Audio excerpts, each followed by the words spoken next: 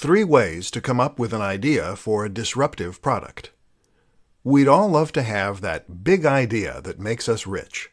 Imagine if you were the person who invented Velcro or Post-it notes. With a simple mechanical solution, you could change your life, while also making life easier for millions of people around the world. Not only would your own day-to-day life become much happier and easier, millions of dollars will do that, but you'd get to enjoy the incredible sense of accomplishment that only comes from doing it on your own. But can you force an idea to come? How do you encourage that spark of inspiration? Here are a few experiments you can use to trigger that next big idea. 1. Think about things that frustrate you. In business, this is called a process fix. It involves looking at the routine activities of that organization and then seeing where that routine could be improved upon.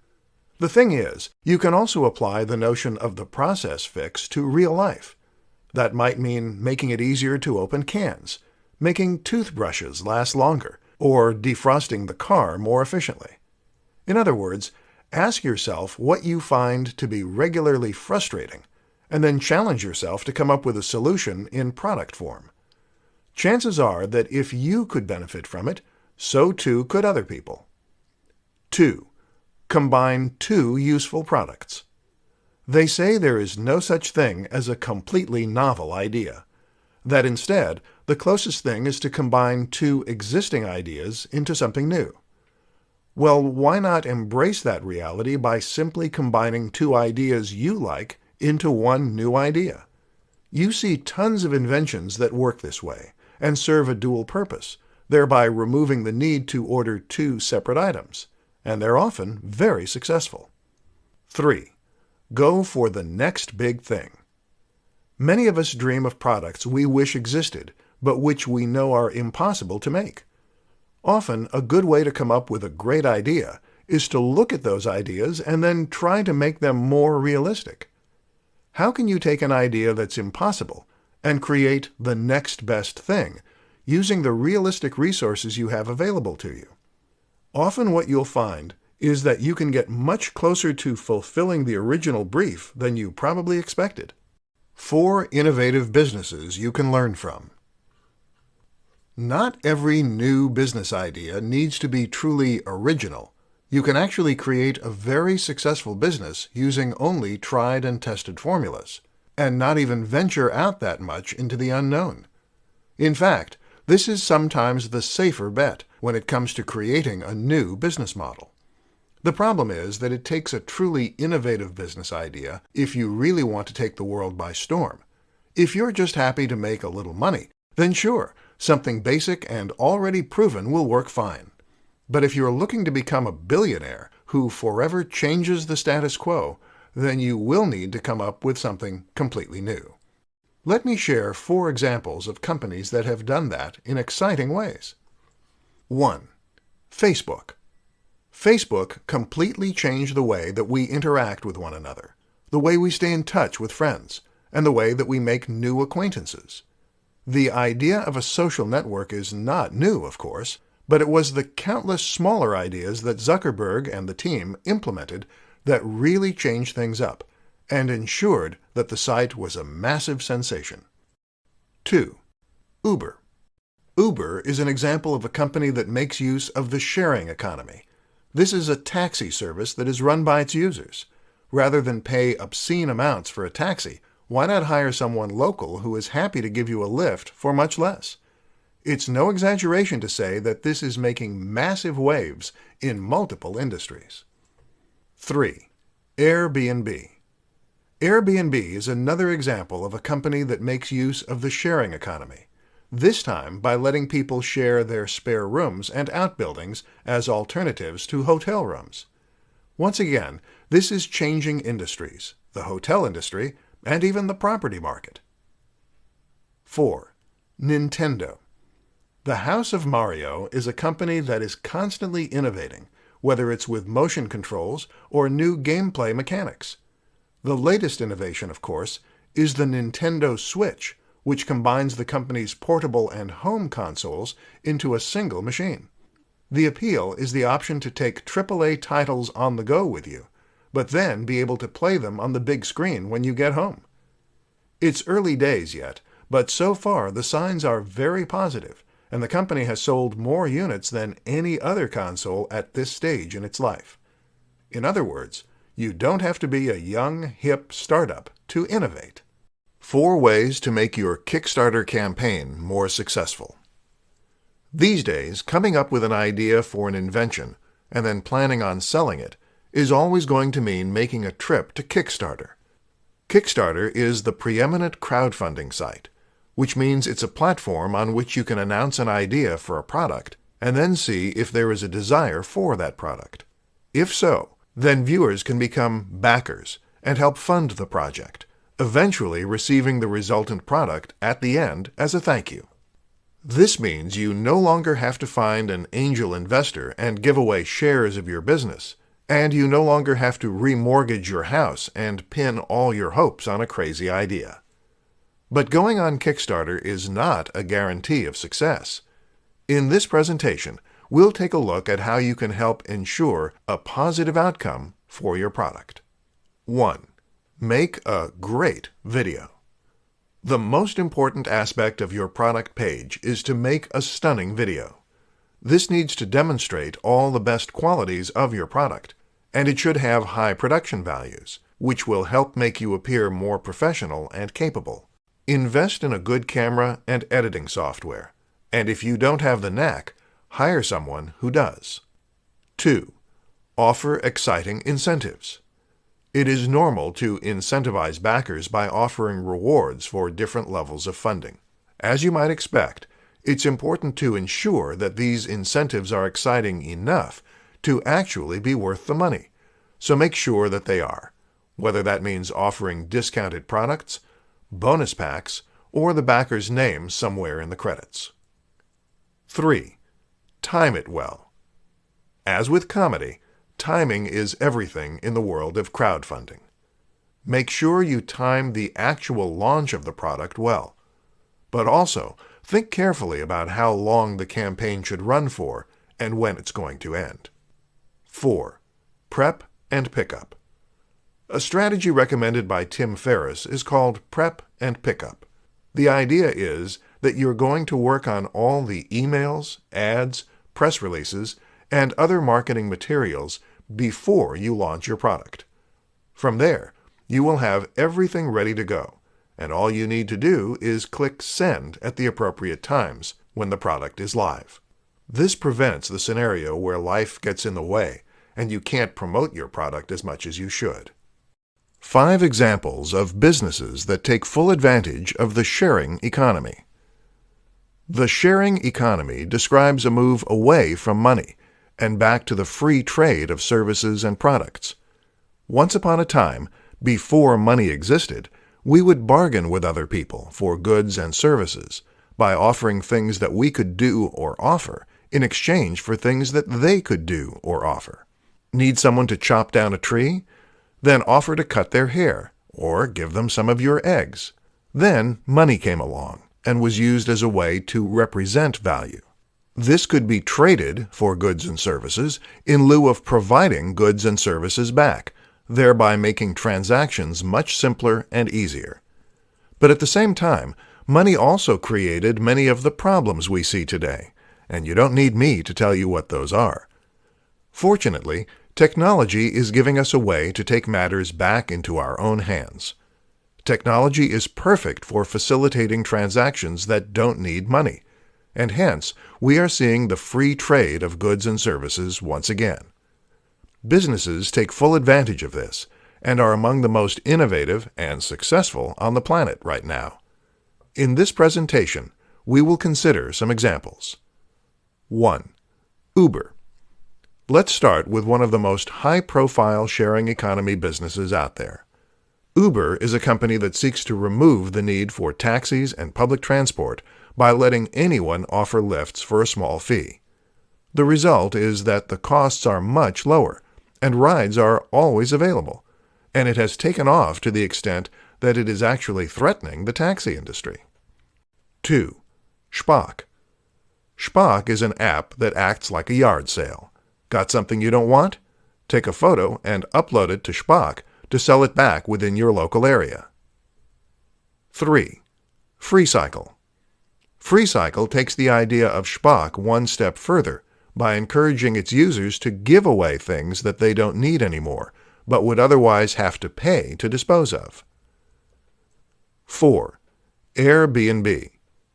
Airbnb is Uber for accommodation, allowing anyone to offer up a room, outbuilding, or attic as a place for people to stay. This is not only changing the face of the hotel industry, but even the property market. 5. Couchsurfer. Couchsurfer is to Airbnb what FreeCycle is to Uber, essentially getting people to offer accommodation for free. By letting people crash on your couch, you win goodwill to crash on the couches of other people, and thereby get a free place to stay wherever you are in the world. 6 ways to get funding for your new product idea. Got an idea for an amazing new physical product that might just change the world and make you a profit in the meantime? This is an incredibly exciting position to find yourself in, especially if you truly believe in the idea you have. That's also why it's so tragic to find yourself unable to make that vision into a reality. If you can't find the funds to manufacture your product, then you can't create it and you can't sell it. It's that simple. In this presentation, I'll show you 6 ways to find funding for your idea so that your good ideas never have to go to waste. 1. Crowdfunding. Crowdfunding means that you raise money from the crowd, aka the general public. You put forward your idea, show a working prototype in a video, and explain what it does. You then explain why you need money to make your idea a reality, and you give away some kind of reward in return. 2. Pre-orders. Another option is to take pre-orders for your product. This is another way to get money up front and test that the audience is there. If you don't get enough pre-orders to cover the manufacturing expense, then you simply cancel the pre-orders. 3. PayPal Working Capital. Don't overlook this option from PayPal. PayPal Working Capital is a business loan from the online payment processor that allows you to pay just a single fixed fee, which is usually quite reasonable, and then make repayments out of the money that comes into your PayPal account. While the fees aren't the lowest, it's the ease with which this loan works, the lack of impact on your credit score, and the convenient repayment system that make it a good option for inventors. 4. Credit card loan. A credit card loan isn't the most elegant solution, but it certainly works. Other loans include a bank loan or a loan from the bank of mom and dad. 5. Investors. Finding a loan from an angel investor is arguably the most stressful option for getting funding, but it's also the one that can potentially reap the most rewards, especially if you are also getting the advice and help of those investors to encourage your product to grow at the fastest rate and stand the best chance of succeeding. 6. Bootstrapping. My personal favorite. Bootstrapping means that you sell another product or service in order to raise the money for your bigger and more ambitious venture. Think of this as slowly scaling up your business and your ambition. How to create your own software-as-service business. The notion of software as a service is a very interesting one, and one that is very different from pretty much any business model that has gone before it. The idea is that you are providing a service, whether that's web design or contact management, and that this service is going to be provided automatically by using a piece of software. So instead of building websites for your clients, you are offering a piece of software that can do that for them. The great thing about these businesses is that they can provide services that would be impossible to offer any other way, and they can allow you to take a very backseat approach to running them, generating passive or near-passive income. So how exactly do you create such a business? 1. Come up with the idea. The first thing you need to do is come up with your business. This is easier said than done, of course, but one useful question to ask is whether you can in any way productize a service that you are already providing. This is how Matt Mullenweg came up with the idea for WordPress, by asking how his web design company could be made into a product, and thereby scale to unforeseen heights. Another question is to think about the tools you use on a daily basis, and how they could be better as an SAS. 2. Implement the idea. The next step is to implement the idea. The problem with this is that it will very often involve programming using a web-based programming language. This is code that will run on a server, and common languages include PHP and Python.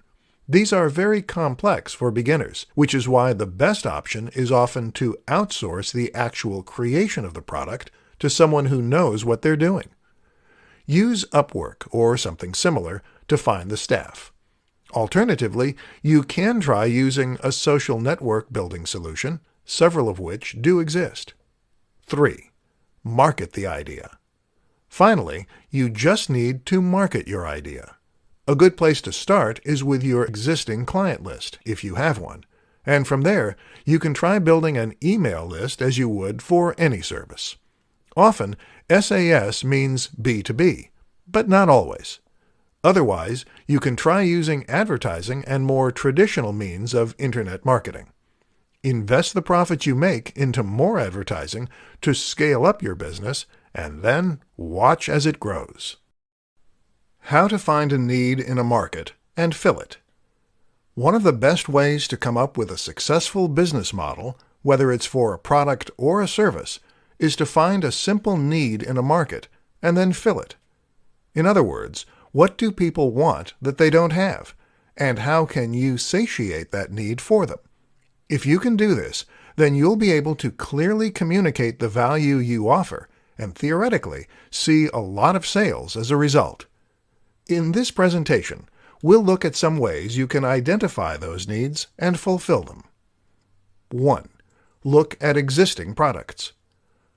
One way to find a gap in the market is to look at the existing products in that space.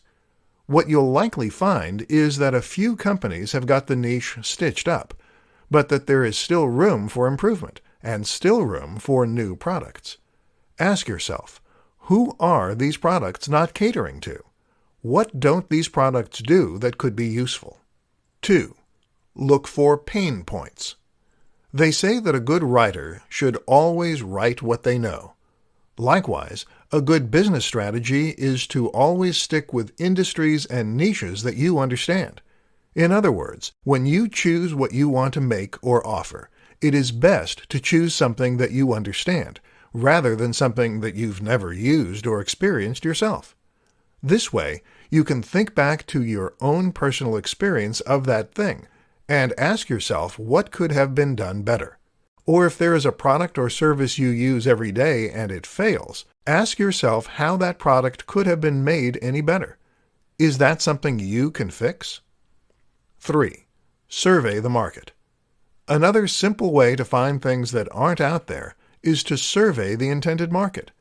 In other words, ask the people you're selling to what they would like to see more of and where they feel their needs aren't being met.